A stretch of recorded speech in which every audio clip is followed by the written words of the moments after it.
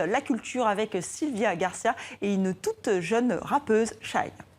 Les petits ont des visions, va gagner l'euro million et prendre les mêmes décisions. Oh, on est foncé dans la ville à 2-3 heures. Compte même plus les bitches qu'on a ketchup. Même si tu nous donnes le choix, on quittera pas le bendo. Pussy money weed et un tas de blême pro. Laisse-nous mener la vie qu'on veut. Laisse-nous mener la vie qu'on veut.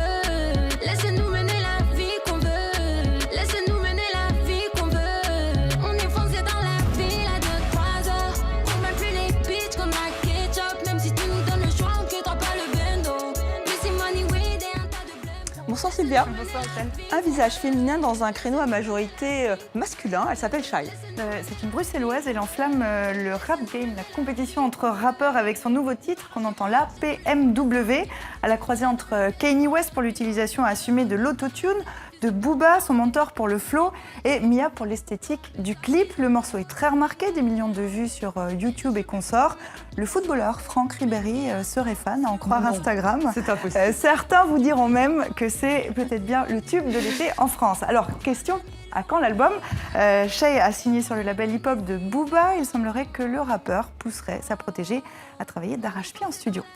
L'actu culturelle du jour, c'est bien sûr en Suisse que ça se passe. Ben oui, l'ouverture évidemment de la 69e édition du Festival du film de Locarno. Et on retrouve tout de suite au cœur de l'événement sur la Piazza Grande, Nicolas Georges. Bonsoir Nicolas, vous couvrez le festival pour TV5 Monde. Bonsoir. Première chose, on a envie de le savoir tout de suite d'emblée, ça a démarré cet après-midi. Quels seront les temps forts de cette 69e édition ? Ce qui est sûr, c'est que cette 69e édition a vraiment des allures de grand cru. En guise d'apéritif, on pourra notamment citer des récompenses qui seront remises aux acteurs Bill Pullman ou encore Hervé Kettel. Et côté compétition officielle, on attend beaucoup du film franco-suisse Mocha de Frédéric Mermoux avec Nathalie Baye et Emmanuel DeVos, qui sera d'ailleurs projeté sur cette grande place demain. Ou encore le 5e volet de la saga Jason Bourne avec Matt Damon. La sortie officielle de ce film se fera juste après le festival de Locarno. On surveillera également I, Daniel Blake de Ken Loach. Vous vous souvenez, c'est la dernière palme d'or du festival de Cannes. Il est bien parti, lui aussi, pour remporter ici le Léopard d'or. On dit souvent que c'est le plus petit des grands festivals, mais c'est aussi un festival défricheur de talent, Nicolas. Ouais, c'est ce qui fait un petit peu la renommée de ce festival qui a été créé en 1946. C'est ici qu'ont été révélés notamment Stanley Kubrick, Gus Van Sant ou encore Claude Chabrol.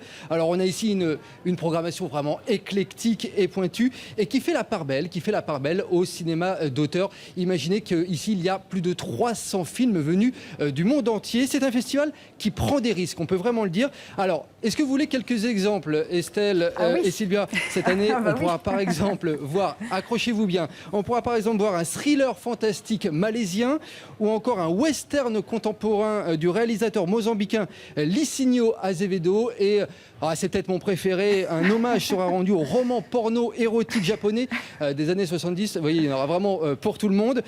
Pour y parvenir, il faut savoir que l'équipe du festival a visionné au total plus de 5000 films. Je ne sais pas si vous imaginez. On écoute d'ailleurs justement Carlo Chatrian, le directeur artistique du festival. Il nous explique comment est faite cette sélection. Le travail de sélection est un travail vraiment de longue haleine. C'est un travail qui nous prend presque toute l'année. On fait la sélection au fur et à mesure, donc on choisit les films dès qu'ils nous touchent. Et justement, le principe qui nous informe, c'est celui de prendre des films qui sont en quelque sorte uniques, qui représentent des voix uniques. Donc on essaie vraiment d'avoir une très grande diversité. Je pense que ça, c'est vraiment un must pour un festival aujourd'hui, de montrer ce que le public n'a pas toujours la possibilité de voir dans les salles. Je considère le festival de Locarno comme l'endroit où une communauté qui est passionnée de cinéma se retrouve d'année en année.